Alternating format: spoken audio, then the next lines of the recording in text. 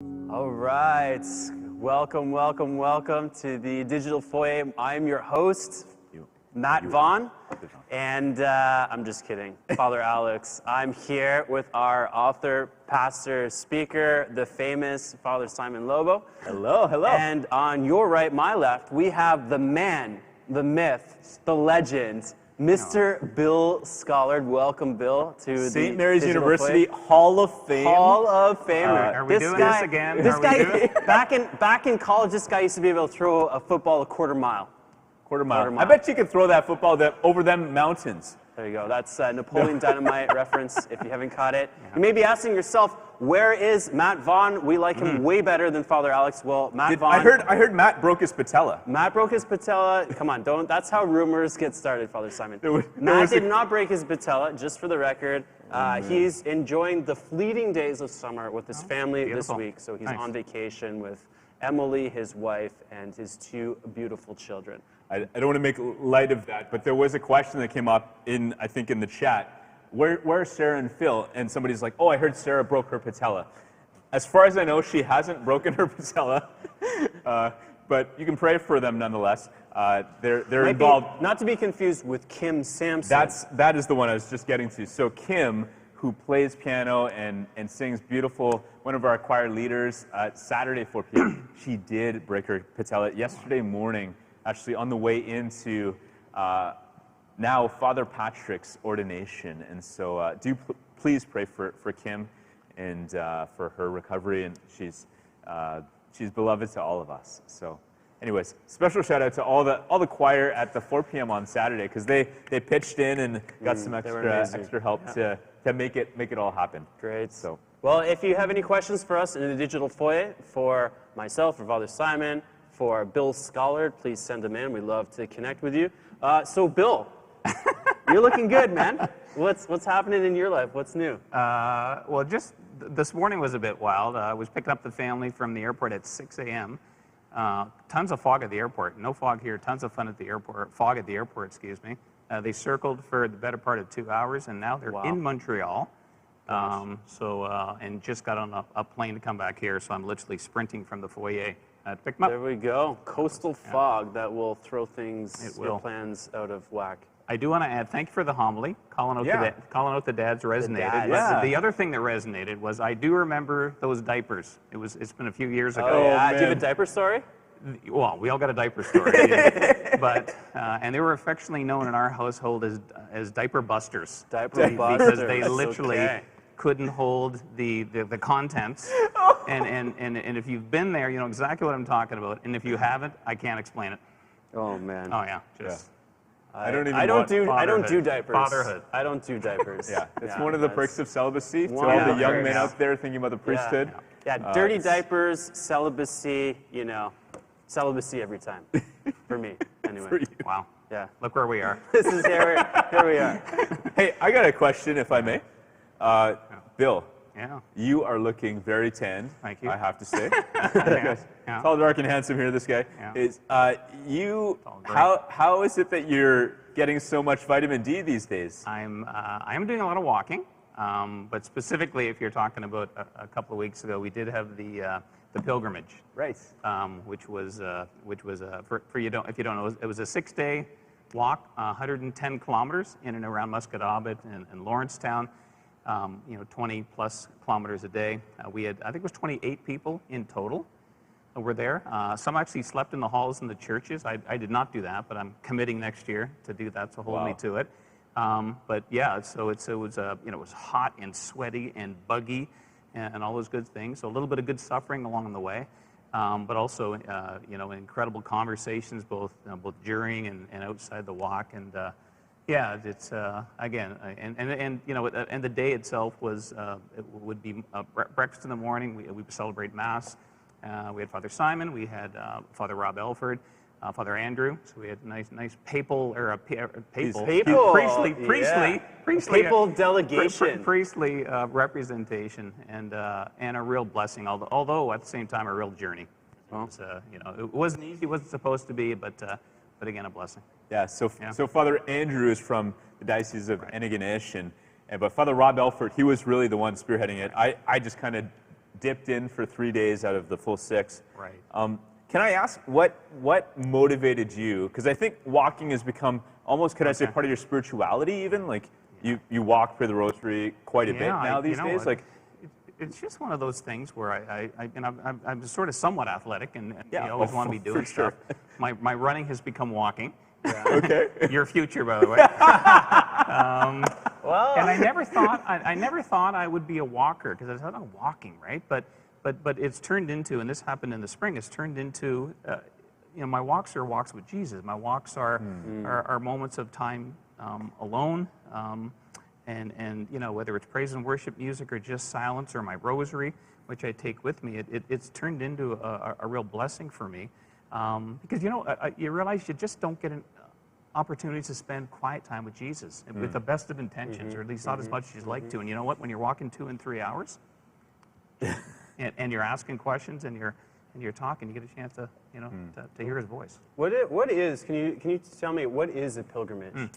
Yeah, so a pilgrimage is a journey, often walking, but I guess you could use other means of transportation, a bike or a camel if you have one. I need one. But journey from one place to another. Usually there's a particular destination in mind. In this case, it started in Middle Muscatobit and ended at the cathedral, St. Mary's Cathedral. But there's this intentionality. You're walking, you're praying. I like to think the simple. Nikki Gilmo's talks about prayer. There's 3 things: thank you, sorry, please. I like to carry some of those things as I'm walking. Some way in which I'm grateful to God. And especially when you're out in nature and beautiful, walking by the ocean for stretches of that, thankful to God. Some repenting, what are some of the things that I need to own and say, God, I'm sorry. And sometimes it's good penance, whether it's the bugs or the aches and pains or whatever, blisters. And then finally, to be carrying intentions. Please, God, I want to pray for my family or the parish or whatever the needs are in the world. And so those are kind of... Yeah, speaking of intentions, we've been praying for. Shout out to Robert, who's had a couple surgeries, been recovering in the hospital, Awesome. Difficult recovery. Awesome. But yeah, we love you, brother. Again, thank you for your ministry. He's one of the chat hosts, in fact. Oh, good. And yeah, we love you. We're praying for you. We're holding you in our hearts, lifting you up. No, it's been a tough time, but we're carrying you in our hearts. Yeah, so I have a technical question somebody was asking. Curious to switch gears here. Somebody asked, Father Simon, maybe you might know the answer to this question. Good, perfect. This person asked, my sister texted me and wanted to know if I think being cremated would not get my soul into heaven. What is your take on that? That's a great question. Normally I would throw these to Father Alex, but because he's the host, he's in charge now, he can throw it to me. Quick rundown. So in the past, in generations gone by, hundreds of years ago, that it was forbidden, right? Cremation is actually not part of our Catholic tradition. In other cultures, the ancient Greeks or the Romans perhaps, or some of the Celts, they might have cremated bodies at death. Every culture had its own ritual, actually, for how they would deal with the dead. And so respecting the dead is so important. But in our Catholic tradition, burying the body was the norm. And I think sometime in the last 50, 60 years or so, there were some changes and understanding that there could be good reason for cremation, especially think about places in Europe where they're running out of space. They're running out of space to have burial plots. And so they made it permissible to be cremated after death with a few provisions. So one is that you need to do this in no way to be thinking or disbelieving in the something we actually say in the Creed, that I believe in the resurrection, at the end of time, the resurrection of the dead, and specifically the resurrection of the body, so that my soul is, at death, my soul separates from my body temporarily. But at the end of time, my body is going to be resurrected and glorified, and it will reunite as soul and body in heaven. And so, Father Alex, if you don't understand that, last week's homily, Father Alex gave Our Lady the Feast of the Assumption. That's a good one to go back to. It's a great message about body types and stuff like that. So anyways, so that's one thing. Secondly, I want to say that if you get cremated, I think it's so important as soon as possible to lay the remains of your loved one to rest. So whether that's also in the ground in a smaller burial plot, or in a mausoleum or a columbarium, or sometimes they have these walls at cemeteries where there's slots where you can put in the urns. And that's so important. Like, I hear stories of people who they get cremated, and then they either they want to keep, grandma or grandpa close by, so let's keep them on the mantle or something, and then over time you kind of forget, or you normalize. It's not a sacred place, and it's not a way of really laying him or her to rest. Or people will scatter the ashes, which is also forbidden in our Catholic tradition. It's something that's not permitted, like whether at sea or sometimes the siblings will take different portions of the ashes and put them in brooches and all that kind of stuff. And just think about it, like, you would never take a body and hack off an arm and throw one arm in the Atlantic Ocean and the other arm in the Pacific Ocean, and somebody keeps the leg on their mantle place or whatever. Well, we do that with relics. Yeah, that's a a special case. case. Totally That's a different special story. case. You're muddying the waters here, Father Alex. Yeah, it's complicated. And but- so I think it's just important. Did I say three things? Believe in the resurrection of the body, to bury or lay the remains to rest as soon as possible, and not to scatter the ashes. So that's what I would say. Yeah, thanks. But it is permitted today. To cremate the remains. Right. Yeah. And then treat them in a dignified way. Correct. Cool. So before we wrap up, Year of St. Joseph, you talked about, you're calling out the men, talked about dirty diapers. How are you kind of celebrating the Year of St. Joseph, or commemorating it? Well, I'd like to think I'm, living a little bit of Father's homily in that bringing the Lord into the home. And it's interesting as you preached on that, Father, I thought of, there's some people even recently that have sort of brought into my life, young men actually, who are struggling, and they're looking for some guidance. And I always believe that when that happens, it's Jesus putting people in my path with a full expectation that I need to act. And I made a mental note as I was listening to that. I said, I need to send this homily to so-and-so. Cool. Because I think this person Give needs them a to little hear nudge. that. So, Good.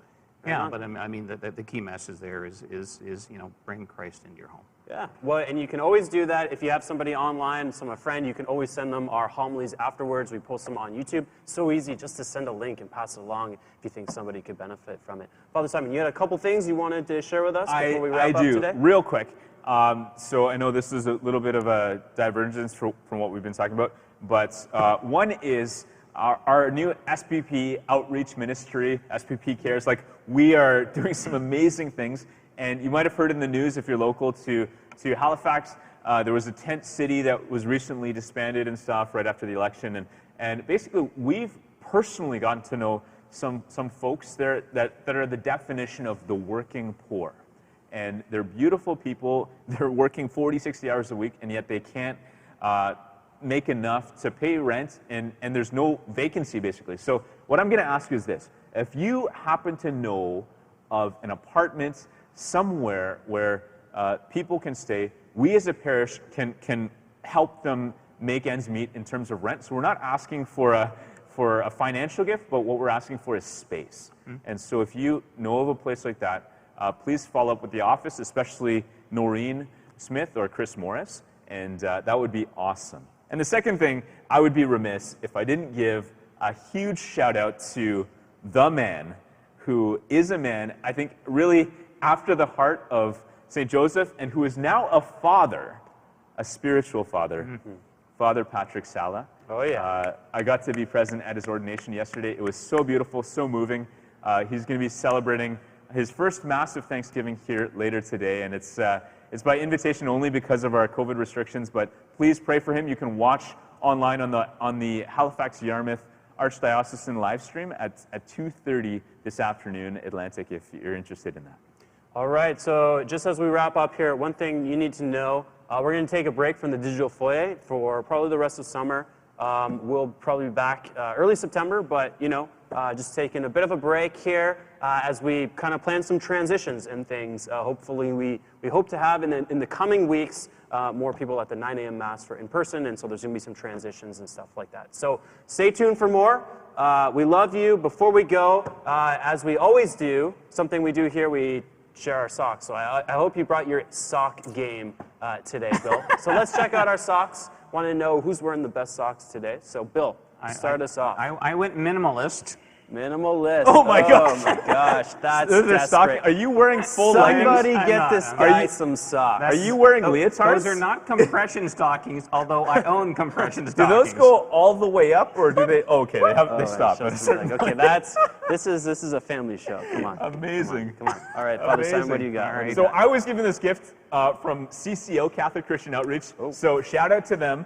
These are socks from CCO. They just finished their national staff gathering. Oh, check it out. that out. Their patron saints. Oh, wow. Two, that is St. Francis Xavier. And on this side, St. Therese of Lisieux. Both Sweet. co-patrons of the mission.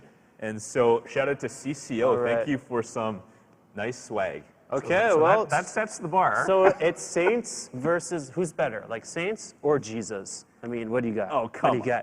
got? That Come says on. Jesus saves. Okay, you see him putting some money in his piggy bank. So Jesus he's storing himself up treasure in heaven, like he calls us all to. So if you like Jesus, vote for me. If you like saints, CCO. If you like black socks, vote for Bill. All right, we love you. And don't go anywhere. We're sending it over to Laura or Rourke.